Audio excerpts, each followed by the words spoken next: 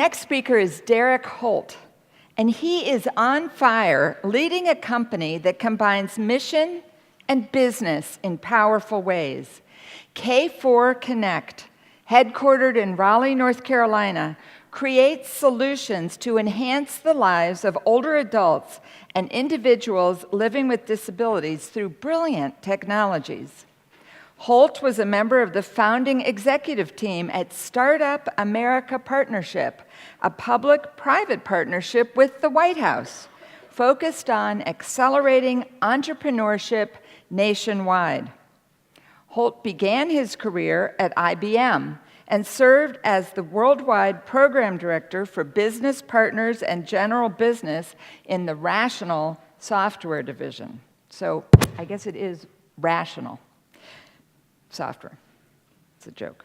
He was awarded multiple patents and had the opportunity to work with partners and customers in over 25 countries. Since we started working with K4 Connect a year ago, envisioning ways to improve the lives of those we serve, Derek has invigorated our company with idea generation. I know you're going to enjoy hearing from him. Please help me welcome Derek Holt. Thank you. Thank you. So good morning to everybody, and I just have to say, I hope everybody was as moved by that video. It was really, really powerful.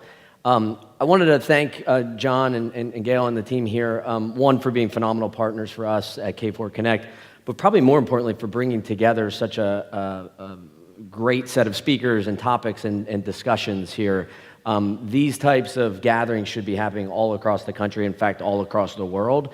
A lot of what we saw with Matt, because of the huge opportunity to create great experiences, as well as the opportunity to share ideas and best practices. One of the things, though, I do have to admit is up until a few years ago, I never thought about the longevity economy. And unfortunately, I, like many other technologists and entrepreneurs, have not traditionally been thinking about it. And I do think that is changing today. But I kind of asked myself as I came up from Raleigh, sort of, why was that? And there's sort of two reasons. One, entrepreneurs tend to build things for themselves. And so at the time, I was just not in the demographic. And so I was building things for myself and problems that I had in my life. And so starting companies to help solve those things. You see this very often. The new innovative product for parenting is often made by parents, right? They struggled with getting the car seat in and out, and therefore they come up with a new way to get the car seat in and out. And so ultimately, that was one of the big reasons. But the other big reasons, or the big reason to me, is that too often there is this fallacy that older adults don't like technology, which is reinforced too often by marketing, right? And so I took a little bit of time in preparing here. This is the latest website from Apple with their new watch, and to the right, or your right, is the latest Google phone, Pixel phone. And this is the time of the year that all the new technology comes out in preparation for the holidays, and so we had new phones and watches and other things. And I was struck by a couple of things. Number one is I couldn't find somebody over the age of 50 on any of these websites, right? I also only could find really good-looking people that were in very good shape, and they looked like they were having a tremendous amount of fun. It actually was sort of miserable for me to peruse through the website. But this guy is on a journey somewhere. It looks phenomenal. But it really does reinforce, unfortunately, some of the focus, which is the reality is a lot of this technology not only is beloved by older adults, but actually can create not a novelty, but a utility. It can actually help people live simpler, healthier, happier, more engaged, more fulfilled lives. But unfortunately, to date, we've really focused on the next generation as opposed to all generations. And so I feel extraordinarily blessed to have intersected into this space, and as was just touched on in the last presentation, at a very interesting time as you see the demographic shifts happening. And so what I wanted to do today is to kind of walk you all through a little bit of the sausage making in terms of how you go about building a company to start to hopefully make a really positive impact in this particular economy. Because in the end, my expectation and my hope is that you will see more and more venture capital, more and more entrepreneurs of all ages focusing in on this particular space, because I do believe there's a tremendous opportunity to do good while you're doing well, which I think is a reoccurring theme that we see, thankfully, where companies are starting to not just look at the bottom line, but are looking at the social impact that they're able to make as well. And so as I continue on to this component, and I want to kind of build on the last presentation, the reality, just from a pure numbers perspective, is astonishing. In the last 5 years, the adoption of smartphones for older adults has quadrupled. That is outpacing every other age demographic. The same goes for tablets. The same thing goes for high-speed internet. And yet, when you go up and down the streets of Silicon Valley, you're hard-pressed to find the next-generation companies focusing on this area. And I think it's not only a huge mistake from a social impact perspective, but it's a big mistake from just a pure capitalistic perspective as well. There's huge opportunities here to make a difference. It's even more astonishing. There was a recent survey of next-generation older adults moving into or considering moving into life plan communities like the great community we're in today. The fact that 83% are bringing a smartphone, I will tell you, we've been at this for 4 years. It's almost flipped in just those 4 years. My experience would say 5 years ago, you would end up maybe 20, 30% of folks were bringing these technologies with them. Now you have 83%. Seemingly, Apple is also very popular. Most people don't know this. Apple probably only has about 10% of the smartphone market in the mass market. They extract almost all the profits from it, but it's really interesting that for this particular demographic, they are very, very popular. Along those lines, you're getting folks and end users that are ultimately more used to using these devices to access things, information, services, et cetera. And so when you think about the opportunity, and for some communities, the challenge is, hey, I don't want to go line up at the front desk to make a request for transportation or to make a request for a particular service. I don't even want to call somebody.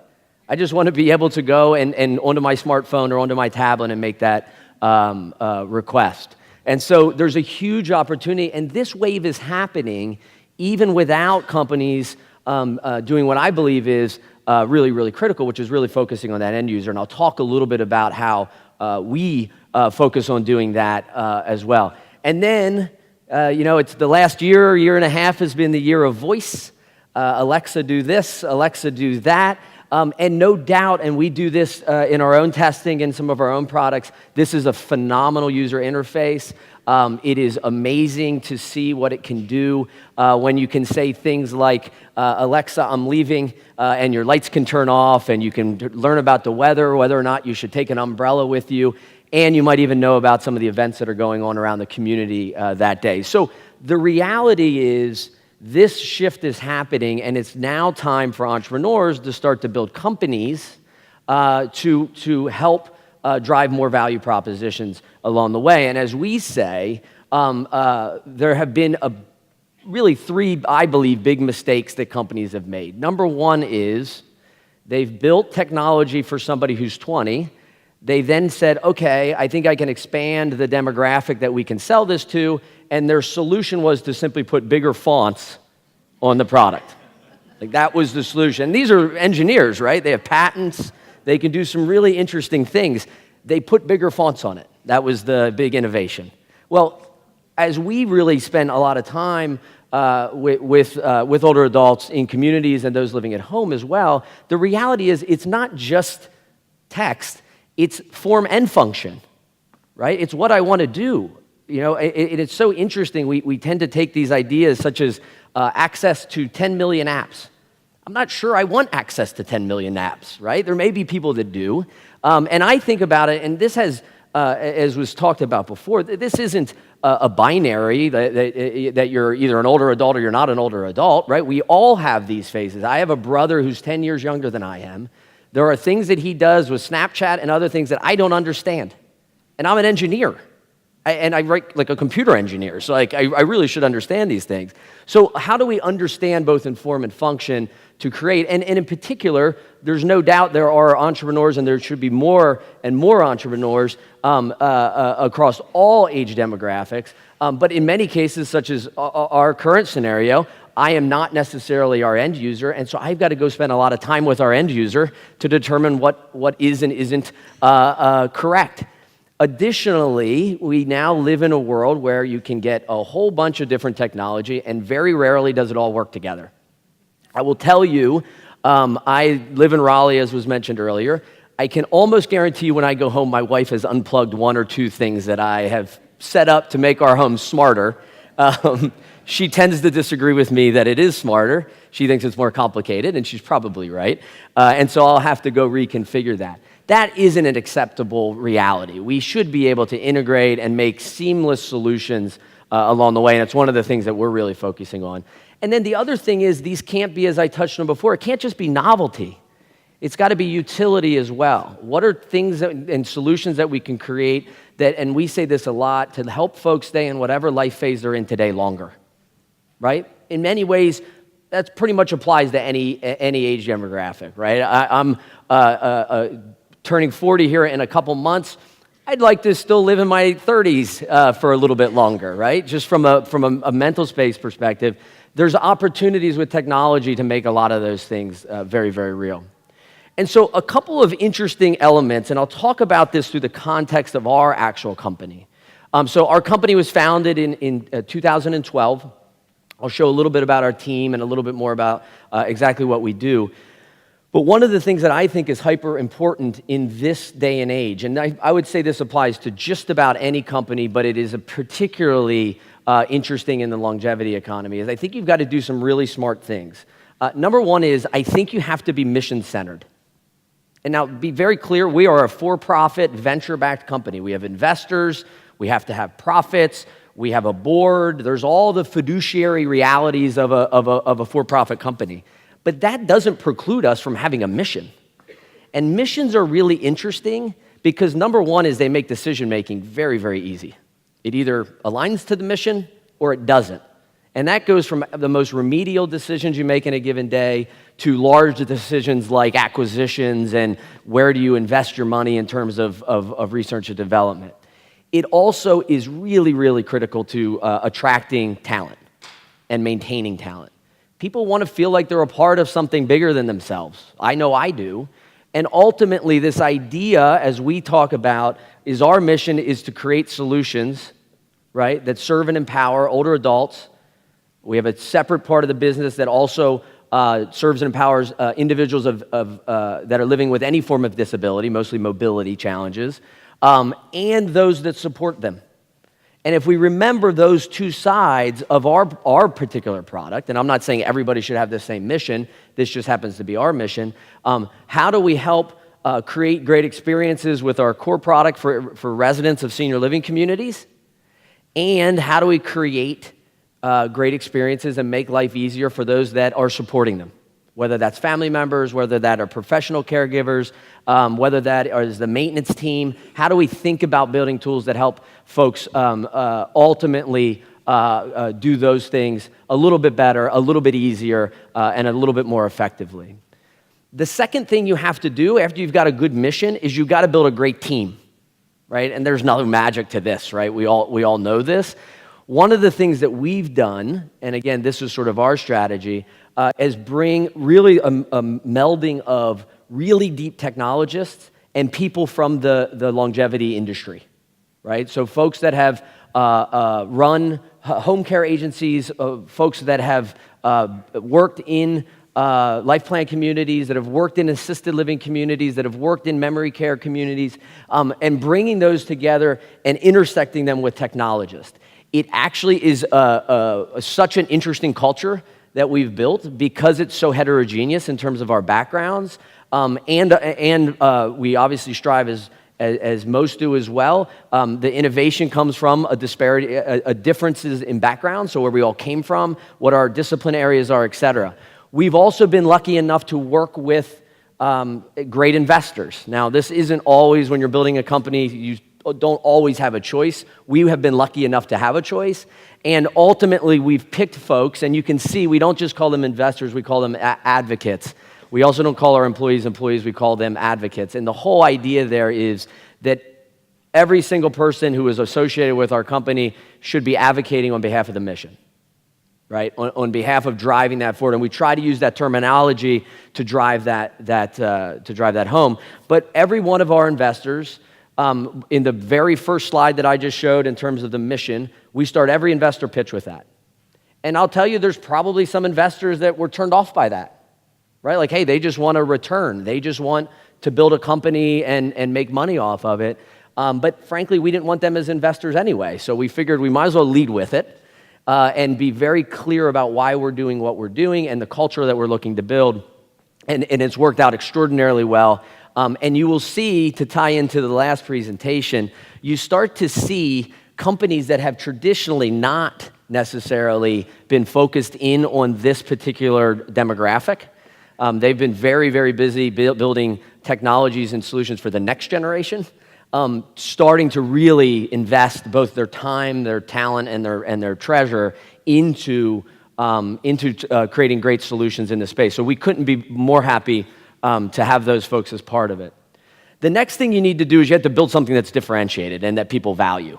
So that's one of the things that we've done. And just, I'm not here to kind of pitch the company per se, but to give you a top-level sense, what we basically have done is looked at this whole world of smart homes, right? You've heard this with thermostats that automatically adjust to your preferred temperature, but also are energy efficient, motion sensors that turn on lights, a variety of other things that just make your home more responsive and convenient. Connected wellness, so things like fitness trackers, sleep trackers, digital scales, et cetera, and then smart living, which is a little more around social and content and services. All three of these, we've focused on integrating them into one system and then creating a user experience that is specific for older adults. And the key for us was these three categories. If you look at the broader innovation, this has again been really focused on the next generation, right? If you look at their websites, if you look at their marketing, the smart home, you see a couple, they just got married, they're 23 years old, they walk into their smart home, and the reality is for them, it's just a novelty, right? But when you think about the potential, both when you're living at home as well as when you're living in a community environment, it's absolutely extraordinary. The one that really blows my mind is around smart wellness, right? Whether or not somebody who's 20 years old gets 10,000 steps may or may not be a big deal, right? But when we think about all of us, as I mentioned earlier, as I turn 40, there's a set of things that I now have to do that at least the medical world tells me to do that I didn't have to do before I turned 40. Your regular checkups change a little bit. The things you're monitoring changes a little bit. And yet, all of these great devices, right now, this watch is taking my heart rate on a regular basis. Interesting, but probably more interesting for me as I age, right? I want to be more in tune with this kind of quantified realities of my body, and I think this is going to ultimately have very, very huge impacts on the healthcare space in general. And then smart living, again, as folks continue on and progress on their life journey, these technologies can provide really interesting capabilities. And Matt talked about it earlier, whether that's accessing a ride because I can no longer drive via Uber or Lyft, or it's getting a meal or groceries delivered to my homes. Those are really, really important. There's a quote that was in the USA Today a few months ago that said, welcome to San Francisco, which we all know San Francisco, Silicon Valley, that's where a lot of this innovation is. It said, the premier assisted living community for millennials, right? You don't need to drive, you don't need to make your own food, you don't need to do anything. You just have services brought to you. And what that made me, it was kind of highlighted as a little bit of a joke, but as I looked at it, I said, this is really a waste of intelligence and a waste of activity and a waste of time of creating a novelty for somebody who doesn't need it as much as could be leveraged elsewhere. And so this is ultimately what we're doing, and to me, where our kind of create a differentiator has been in our technology layer, and I won't go into all the details of it, but our ability to pull this all together and then our ability to understand the end user has kind of put us in a position that is pretty unique. The other thing that we really had to do is to understand, again, that we are not necessarily our end user. And so what you see here are a set of photos. This happens on a weekly basis. We are lucky enough to have our technology deployed in 6 communities within about a 20-mile radius of our office. And so on any given week, we are either in the community or you will see a van outside of our offices, and folks have come from the community into our offices. And I will tell you, I've done a lot of work. We call this, in the startup world, customer discovery, right? So you not only ask questions, but you observe behavior. And it's not necessarily a focus group, but it has some of those type of elements in it. It's a little bit more engaged than you would have and less scripted than you would have in a focus group. But one of the things that I will tell you is we can't do enough of this. And I will ultimately say this demographic is phenomenal to work with. Number one is, not in all cases, but in most cases, folks are retired. So we're not competing with their 60-hour-a-week job, so that's good. We can get access to folks.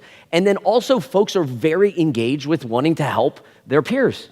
And so they're willing to give us time and brain power and engagement to lead us in the right direction. And I will tell you, we certainly don't always get it right. But our great early adopters will make sure we know when we don't get it right, and we will ultimately iterate on that. That's another big part of I think, a secret to success here, and I think it's one of the really cool things about technology. Unlike building a bridge, you build a bridge, you better get it right, and that bridge goes up, and if it's not right, it's really expensive and time-consuming to fix it.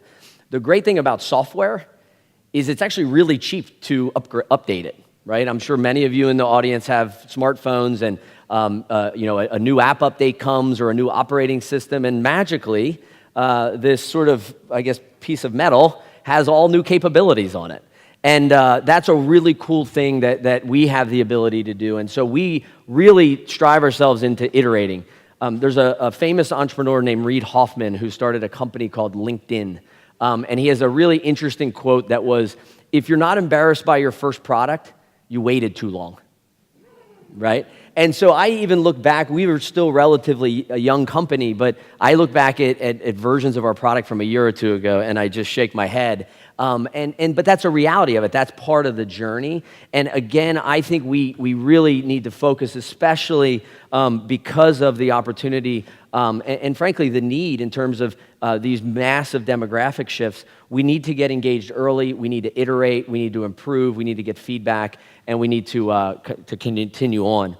And then the other thing, and maybe the last item I touch on, we need to find places to create value. And so this is really interesting. If you think about the offering that we provide to life care communities and life plan communities, and other senior living communities, we really focus on this really unique value proposition for the resident. But we also have to acknowledge, as is in the mission statement, that we need to also empower those that support them. And so we really look at our value proposition not just for the end user, but also for those that are there supporting them. So how can we make life easier for the activities director in a scale community like this? This is actually very complicated. There's a lot of rooms, there's a lot of people, there's a lot of events. I was going through the calendar yesterday in preparation, the activities calendar. I was exhausted reading it. My social life is nowhere near this right now. But how do you make that easier? Those are complicated tasks, and turns out software is pretty good at making those things a little bit simpler. Improving communication. This smart home idea, which this was a real aha for us, we're putting smart light switches and thermostats, and it creates a really great amenity-rich experience for residents. When you get up out of bed at night, the lights come on, not at 100% because nobody wants that at 100% at 2 a.m., but maybe up to 20% to give a well-lit path. And then when you get back in bed, you have a little button next to your bed. You can click a button and turn the lights off. right? A good example. Or you get in bed at night, the bed tells the thermostat to adjust to your sleeping temperature, not because it's 8 p.m., but because you got in bed. That seems a little bit more logical. And ultimately, it creates a great experience. But turns out it also saves energy. You now created a building management system, and if you think about, I didn't ask John exactly how many square feet are here, but I would guess if not millions, close to, when you think about how many apartments and common areas, et cetera, we can provide value that is literally measurable cost savings. So it can't be technology for technology's sake. You've got to look at some of these different areas that we can create value, and that was a big learning for us ultimately as we went through. And so for me, mission, team, ultimately figure out where there's a seam in the market where you can create a unique value proposition, iterate, because all I know is the first idea is never right. There's a famous Thomas Edison quote as he was developing the light bulb, and I think he failed 10,000 times before he actually got one to work. And he said, I didn't fail 10,000 times. I found 10,000 ways that didn't work to get me to the one that actually made it work, right? And ultimately, hopefully it's not that binary, but ultimately that's really, really critical as we progress. And I won't go through the results, but the reality of it is, if you do iterate, you see the results. And so, we started with this notion of the fallacy that older adults don't like technology. If I look at, this is just one particular community, 100% of the residents are using the smart home technology across every single apartment, right? Getting 100% of anybody to do anything is a minor miracle. So this is something we're very, very, very proud of. Also, when it comes to the app, so we have an app that you can access community content and communicate and do other things, smartphone, whatever device you have. 73% are either using it every day or multiple times a week. Right? That's an astonishing number. And in fact, I compared it up on the top right. I know it's probably hard to see. Facebook, Instagram, our product, Twitter, Pinterest, LinkedIn. Our average age of user is 2.5 times their average age of user. Right? And yet, we, and I use that as the collective, we are right there in contention. And what's super interesting, the blue is daily usage, the red is weekly, and the yellow is less than weekly. The other difference with these other companies sell ads. So their whole job is to keep you in their app, right? We all have found out lots about that over the last few months, right? But for us, that's not our job. Our job is to use digital to facilitate real-world experiences, to find out about that event you might have missed, or to meet up with friends for dinner. And so we're super proud of these numbers. Don't get me wrong, we have a long way to go, but it's something that we're super excited about. So I want to leave you with just really 5 trends I think that are coming. Some of these we're going to get involved in, but for the entrepreneurs in the room, things that I think apply to this market probably more so than anywhere else, and I don't know of a lot of companies doing it. Number 1 is Wellness 2.0. I've talked about it with this notion of connected wellness, but it's really, really critical when you start to blend your physical wellness with your social wellness, with your spiritual, occupational, continuous learning. There are huge opportunities, and of course, technology will not solve all of this, but it has a role to play to facilitate and ultimately scale. My vision, and I just went in for a physical recently, I go to a very a well-known hospital system, I guess I would call it. I won't call them out here. I walk in, they gave me a clipboard with a piece of paper on it and a pen. It's 2018. Like, I could have filled that out on my way, right? I then gave it to somebody who I assume typed it into a computer, and then I went through, and I was thinking to myself, like, this is the same routine I've been going through for 30 years. And no offense, doctors have very hard jobs, and this is not negative. There's a reason I didn't become a doctor, probably I couldn't. But ultimately, there are huge opportunities for innovation. I know my heart rate 24 hours a day, and yet I can't give that to my doctor somehow. Like, it's crazy. So this whole world of kind of quantifying wellness and facilitating wellness, I believe, is going to be huge. I'm not saying we're going to solve this, but somebody needs to solve it, or a collection of entrepreneurs need to solve it. I won't read through all of this, but data is going to be key. You've heard this talked about a lot. Data is the new currency, right? And in fact, if you think about a lot of the services that we get for free, say Gmail as an example, you get it in return for your data, right? Like that's the reality. So instead of giving them money, they take data. But ultimately, data at scale is going to be super, super interesting to enable new care delivery models, to deliver both self-care, so like my ability to see my own wellness and to make determinations in a meaningful way, as well as those that care for me. I also think you're going to get way more interesting into even your home. Your home isn't going to need you to turn on the light. It's going to know that the light needs to turn on. And I know that's super meta, but there are huge opportunities here, and they'll drive really, really unique capabilities. I've talked about the connected home. We've been talking about this for a few years. The prices have finally come down now to the point where a smart thermostat's basically the same price as a not smart thermostat. I don't know what you call those. A non-smart thermostat. Same with lights with motion. These things are converging, and so nobody will build a home without these things in the future. Nobody will build a community without these things in the future. It will save energy. It will also throw off a tremendous amount of data. I believe we are maybe 5 years away from the traditional nurse call type model, pendants. That goes away. If I fall down or I need help, I just say something equivalent to, Alexa, I fell down, right? In my home right now, I have $180 probably worth of Alexas. There's probably 5 of them, the little ones, right? If I fell down anywhere in my home, I could say, Alexa, call my wife, and it would call my wife. That happens today. Now, there's some regulatory hurdles, and there's some other things we got to get over, but this is a reality, right? It's just a matter of time. I also talked about this a little earlier. I am super bullish on this notion of on-demand everything, right? On-demand medication, on-demand food, on-demand transportation. You know, everybody's talking about the impact that this is going to have on cities and that the next generation won't buy cars and all these other things. What they're not talking about is how this is going to invigorate the entire longevity economy, right? Like, I don't worry about giving up the ability to drive. Who wants to drive? I just get in an autonomous vehicle or another one.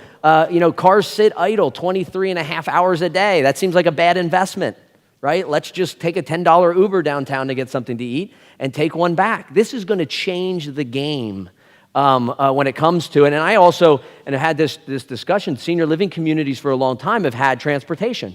And I think they always will for scale. But to take one person to the airport, I don't know. Why wouldn't we just have a partnership with Lyft or Uber that will take us there? That seems just as good. And these companies are reacting to this. They're making sure additional background checks, which are making these generally safer. They also are starting to classify different cars differently depending on if you have special needs.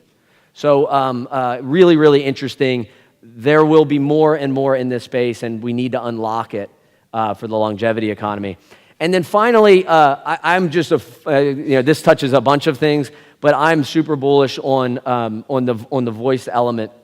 We've been doing a lot of work in this space. The results have been really, really interesting, and it's sometimes really around engaging things like turning on lights or making adjustments to the home. Sometimes it's I forgot where I saw this actor. Let me ask a question about a little bit of background. It's really, really cool to see those things continue to evolve. And so whether it's wearables or smart home speakers, smart assistants as they call them, I think there's a huge, huge opportunity here. And so for me, we're trying to do our part, right? We're trying to really follow this recipe of mission and build a great team and focus on the end user and iterate and all those things. But my kind of call to action, and obviously I'm speaking to the choir here a little bit in this room, but we need more people engaged. And ultimately, that means we need more venture capital into this space. We need more success stories. We need more entrepreneurs. And ultimately, and I think this is happening already, we need to remove the wall that has traditionally existed between the senior living community and the community. It needs to be porous. Right? And I don't mean that physically. I mean it more from a perspective of having events like this, bringing folks in, engaging with universities. I was just on the phone with a leader at Georgetown University. They announced a master's in aging and health, the first in the country. right? Like these things have to happen because of the opportunity that exists. And again, there's a huge part of our mission that is all about creating value and creating a great experience, and as we say, help life be simpler, healthier, and happier. But I actually think there's also like real business opportunities. This isn't, and this isn't negative nonprofit. It's not a nonprofit. It could have been, but we think we can actually scale it and impact more people and make it longer lasting by having it as a for-profit, mission-centered company. And so I think there are many, many others that can do the same thing. And my big theme is we build too much stuff for the next generation. I want people to build stuff for me and for my parents and for my grandparents. And ultimately, there's a huge opportunity there. So thank you guys so much for the time. And a big thanks to Westminster.